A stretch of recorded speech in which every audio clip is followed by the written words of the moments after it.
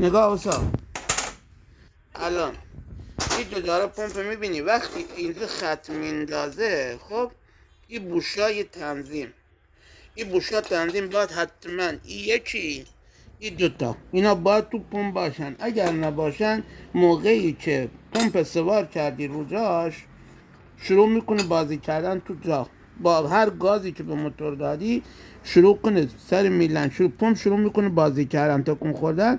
این تنظیمش به هم میخوره، تنظیم این به هم میخوره. پس این دوتا بوش این یکی این دوتا نقش حیاتی دارن داخل این پمپ، بی دلیل نیست که نهادنشون. بعد فیلر که بگیریم، فیلر نباید از 25 بالاتر باشه. الان نگاه فیلر 25 فیت میره زیرش. الان فیلر 30 که بخوای بگیری، فیلر 30 دیگه نمیره، فیلر 25ش اوکیه، فیلر 25 اوکیه. این پمپ هنوز میتونی دوباره وصلش کنیم سر جا خودش.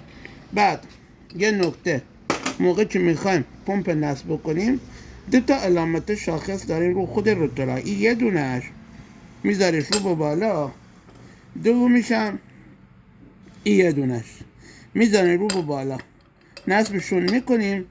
بعد سوپاپ فشار شکنه میزنیم جا، سوپاپ که زدیم جا فنر نصب میکنیم. فنرشو که نصب کردیم پولکی هم میذاریم روش، پولکش هم میزنیم با فشار پولک جا میندازیم. در پوش و پمپ هم نصب میکنیم رو جاش به وسیله 7 پیت. این شد کلن منتاج پمپ روغن. پس یه بار دیگه میگم این دوتا بوشی که داخل بلوکه پمپ هست حتما چی باید باششون. هیچ موقع برای نصب پمپ رو بلوکه سیلن حق ندارین این دوتا بوش رو آزاد کنین یا در بیارین از جاش، به خاطری که تنظیم پمپ به هم میخوره، فشار پمپ کم زیاد میشه. و سلام.